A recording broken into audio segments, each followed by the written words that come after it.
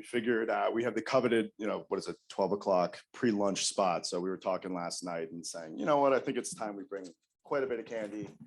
We'll get them high on sugar a little bit and we'll figure it out. So thank you all very much for joining us today. Just a little bit of a quick intro. My name is Reid Colligan. I work at LG Ads based in New York City. I know Amanda was here before. Our value prop is simple. We get ACR data from 30 million televisions in the US, 130 million globally. We use that to find your audiences and really reach the unreachable audiences. So that's a little bit from me, but we all know why we're here today. I'll introduce Tiana here. Take it away. Hi, all. I'm Tiana Conley, and I am the Portfolio Strategy Vice President at Mars. I am over chocolate, and I've been in CPG marketing for the last 20 plus years. I am younger, or I am not as young as I look, I should say.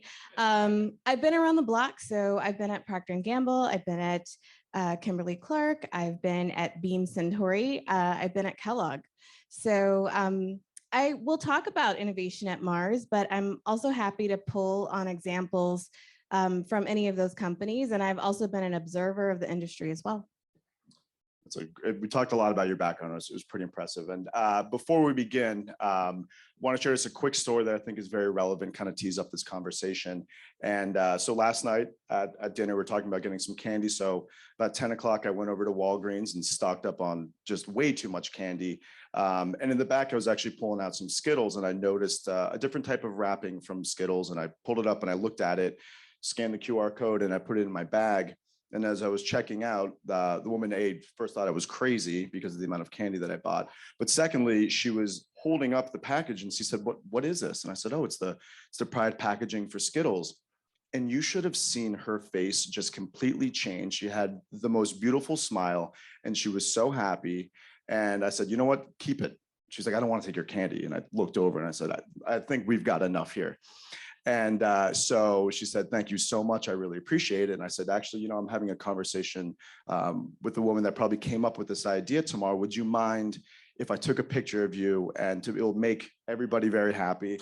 So this is the picture. This is Megan from last night. And I know some of the job at Mars is to make people smile. So you absolutely made Megan's day. She wanted to say thank you. She felt very recognized and proud. So thank you to that. Yes, and I will pass the thanks along to my colleagues. So I've been at Mars since December, so it's been a short 6 months. I can claim no credit for that, but I can tell you a little bit about the story behind that product. And this is the Skittles Pride Pack. And so something you'll see, something you notice, one of the trends in innovation is a lot of, let's call it in the LGBTQ plus community, rainbow washing. And that was really kind of one of the thoughts behind this, which is Skittles, who is known for its rainbow, instead of co-opting the rainbow, how can it lend its rainbow to create more advocacy and create a voice to really raise awareness and really create a forum for people in the LGBTQ plus community. And so that's really what the story of this product is about. It's really about raising awareness. The Mars donated $100,000 to GLAAD. There are also, instead of a QR code, a queer R code that tells the stories of people in the community. So they paired up with a lot of different influencers, Blair, Amani, Tenderoni, a lot of different people. So you can learn about a gender fluid mariachi makeup artist influencer and see art from people and really get to know that community. And beyond just the packaging, which typically is flooded with a rainbow, it's grayed out, but so is the product. So that was, I think, just really a brilliant idea that I think encapsulates really a unique take on innovation that's not like just a new product, but really thinking broadly about what innovation can be. I absolutely love that. It's almost a round of applause deserves for that one. So you have a pretty extensive background, right? It's very impressive. Can you talk a little bit about your roles and responsibilities now, but also why you chose Mars Wrigley, right? You probably could have gone anywhere. So can you talk a little about the innovation that they're doing, your roles and responsibilities that you have right now? Sure. So I'll start with my roles and responsibilities. I said I lead the global portfolio strategy, and you guys are looking at me like, what's that? Essentially, it's how do we drive the growth levers, identify the growth levers, and define the strategies for driving growth. So that is inclusive of innovation, but also equity, communication, and really driving that down into essentially the regions who are responsible for driving the P&L. So setting the innovation agenda, pipeline, determining the overall arc of the equity, leading and setting direction on campaigns, and then giving the regions direction. So I know a big part of this is about media. I'm not responsible for media, but as we think about defining equity for the brands in my portfolio, which are really exciting ones like Snickers, like Twix, like Dove, Galaxy, Milky Way, and so on and so forth. Really saying, okay, based on the growth strategy we have, then how would we then translate that for those that own media into a media and buying strategy, for example. But as far as Mars, because I've done similar roles to this at other companies, why did I come to Mars? It is the first and only privately held company I've ever worked for. That's really different. And there are 5 principles at Mars. I'd say the one that resonated to me is with me that I found quite intriguing is called freedom. And freedom is not what you think about, like, for example, freedom in America, for example, but it's around freedom to operate. And that's essentially the idea that when you're profitable, you have the ability to define and chart your own path. And it's really about also sustainability. So rather than thinking in quarters in terms of how do I deliver numbers for the street, and analysts that are judging me and my share price going up and down, it's really thinking about by the family, the Mars family, who's still very involved in the business and very invested in the business and putting their own dollars back into the business, is thinking sustainably in terms of generations. And that is a really different outlook and a really different way of thinking about the business. And I say the second principle that really resonated with me is about a principle called mutuality. And that's really the idea that of shared success, meaning my success as an associate is linked to your success as an associate.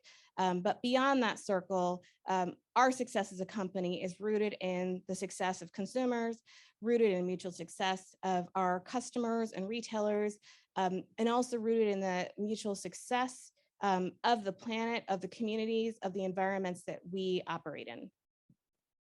I love that. And what I like too is that that's the first thing you see on the website, right? It's not pushing product. It's the first thing. The principles are on the website, and there goes the Skittles. So can you talk a little bit about brand health pre-COVID, as we can almost say, middle kind of post-COVID? Consumer habits have changed, health habits have changed. Can you talk a little bit about, the fluctuations that you're seeing, and do you think it's going to be a long term, or do you think it's going to be kind of a short term and things will go back to the way they are? Sure. I hope I'm not being redundant with anything that was said thus far, and maybe things that you've heard before. So I'll try not to be excessive about it. But I think that COVID accelerated trends that we were already seeing. I think, for example, we were seeing trends about health and wellness that deepened and accelerated. We were seeing regulation in that space. We're seeing consumer trends. And then, we had a pandemic or having a pandemic, and people being very concerned. Oh, guess what? Everybody doesn't have access to healthcare. And so people being very concerned about managing and maintaining their health. That's really, I think, a super important dynamic, particularly in a company dealing with food. And in our instance with Mars Pet Health, which is not something I work on personally, but very, very critical. I think another piece is in the space of accessibility with regard to the impact to the overall economic macroeconomic dynamics and how that ultimately impacts people and their ability to afford products. The trends that we're seeing in terms of increasing rents, increasing cost of living, inflation, so on and so forth. And then I think the other trend that I'll point out that you are all experiencing yourself, seeing in your industries, is the shift in channel migration. So everybody was in stores, lockdown happened, now I'm buying things online. So the importance of ODD, or on-demand delivery, the importance of buying online, whereas, for example, people that were like your grandma or your great aunt, not to discriminate against the grandpas out there, but they weren't buying in that way, and now they are, and that that trend was already happening, but now deepening, accelerating. Innovation playing a super important role in all of those. So think about us as, where I work, Mars Wrigley, a candy manufacturer, bringing innovation in that space, sometimes touching one or all three of those trends. I'll talk about a product, Snickers High Protein. So Snickers High Protein is a direct-to-consumer Snickers, exactly what it sounds, high protein product.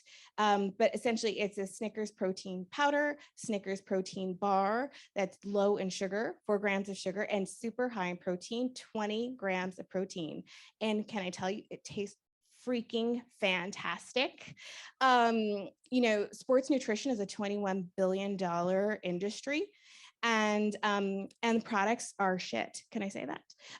They're horrible. I mean, they taste like chalk. They're so disgusting. And to have people that work out all the time and say, hey, this helps me with my needs during pre-post, and during working out, and it tastes like a Snickers bar, that can be game changing. So I think that's something that's very exciting that picks up on that trend.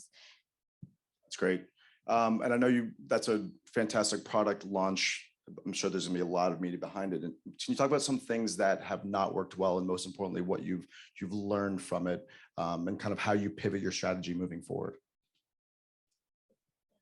Yeah, or which just in general, anything that you thought would work out well that, at some point in time, you said, okay, you know what, we thought this was going to be a hit, and, it was less so. Yeah. I probably haven't been at Mars long enough to see what hasn't worked well there. But if I was to say on a more generic basis, like what isn't working in the innovation space, I think that myself, marketers, the industry has to recognize overall the pivot that's happening.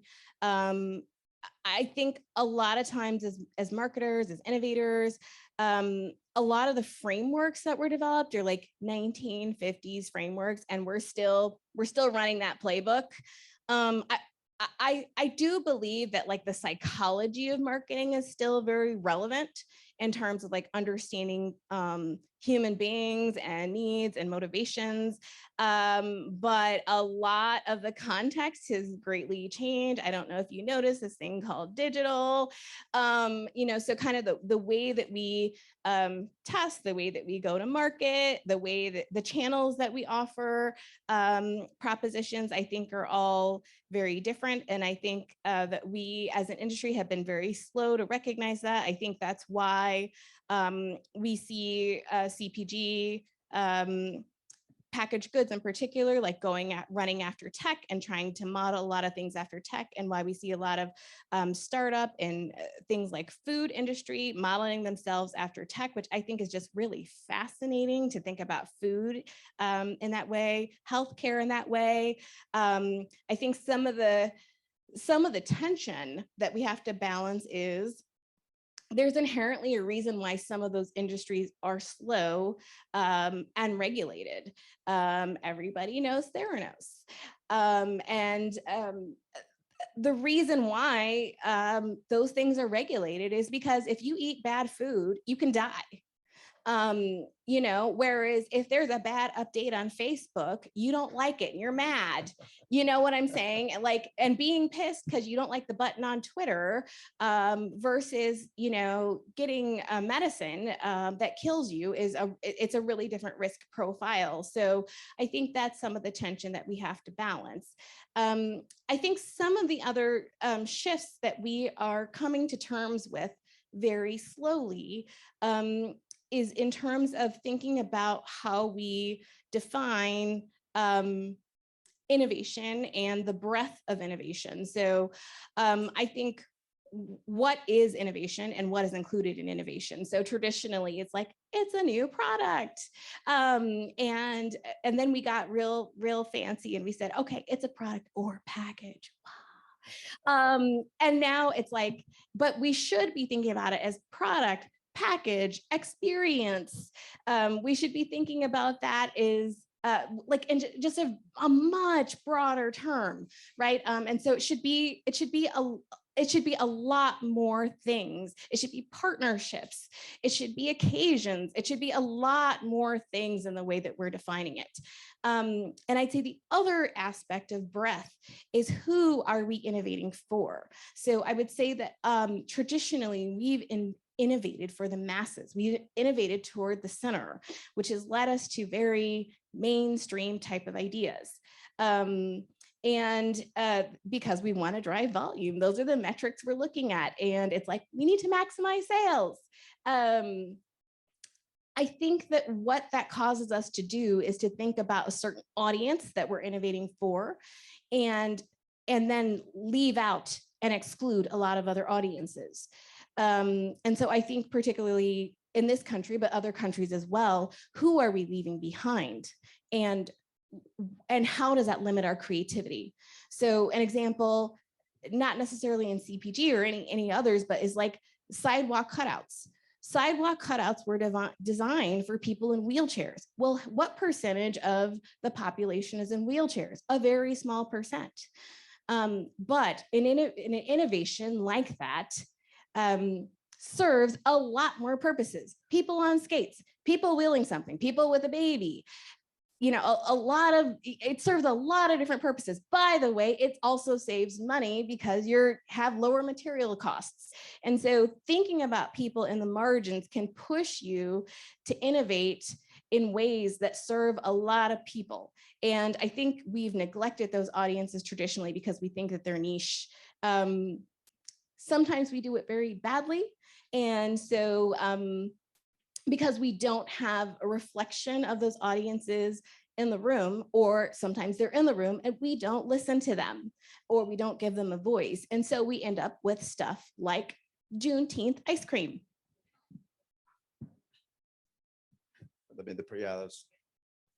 Miss.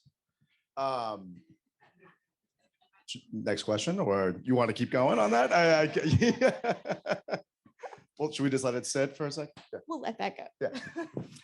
In terms of, you know, your role is global strategy, correct? And so looking at the US, you know, I was reading something that, you know, developed countries consume about 10 times more chocolate than undeveloped countries. Can you talk about, you know, different consumer trends that you're seeing in the US, trends that are moving overseas, you know, your kind of thought, top line, 30,000 view of kind of how you push the category, how you kind of get your world-renowned brands to kind of be pushed in more in other countries? Yeah, absolutely. It's something that we that is very top of mind for me personally, and thinking about chocolate. So just for perspective, penetration of chocolate category in westernized countries can be up to like 97, 98%, just to give you perspective. So we're always thinking about per capita consumption or driving penetration in categories where they're like, chocolate, what? China, I think, is a really great example where essentially we built the category, and Mars came into the market with the Dove brand that you may be familiar with here, maybe some from chocolate, maybe some from ice cream. And we essentially built the category with that brand there, which is now the market leader. And I think that it's very interesting if you look, there is traditional chocolate, but they've, I think, been very keen to think about the tastes and the needs of that market. And so there is a line that we would call the rainbow line that has things like strawberry chocolate and guava chocolate and lemon chocolate, really kind of catering to the tastes and needs of that consumer. And a personal favorite of mine is, if you think about the milk tea or bubble tea trend, that there is tapioca covered with chocolate that is just divine. I don't know if there's enough of an audience for that in the US, but I'm telling you, like every time I get my hands on it, I'm like gobbling it down. So I think those, you know, really kind of circling back, like really thinking about what are the needs of this audience, designing to that. I think the other thing is that as a whole, chocolate is very seasonal. So it's not a surprise to you that here in the United States, so much of our chocolate is sold around Halloween and Valentine's Day. And in China, a lot of the sales are made around Chinese New Year. Likewise, in Middle Eastern countries, a lot is sold around Ramadan, Reid. So I think that really kind of being tapped into understanding kind of the rhythms, how consumers operate, what are the occasions, what are the tastes, what are the needs, is how we're really thinking about attacking that. I love it. And I love all chocolate. So tapioca chocolate is perfect for me. We have about 6 minutes left for questions. So we'd like to open up to the room. They eat too much chocolate right now. When's lunch? Yeah. Well, look, we'll take advantage of the 5 extra minutes here. We've a room full of marketers here, right? In terms of, you know, what can we do to help you kind of, you know, push innovation forward, right? You know, this is a brand new world of technology. You know, I work in the CTV space, but there's people from all over the industry here. You know, what can we do? What do you want to see, you know, our side of the business do to help you get your message out, right? Because you can innovate as much as you want, but if nobody sees it or nobody understands it, and we talked about momentum, right? And how innovation, it takes that first step and then everybody seems to follow a little bit. So kind of an open-ended question, but, you know, feel free to take it as much as you want.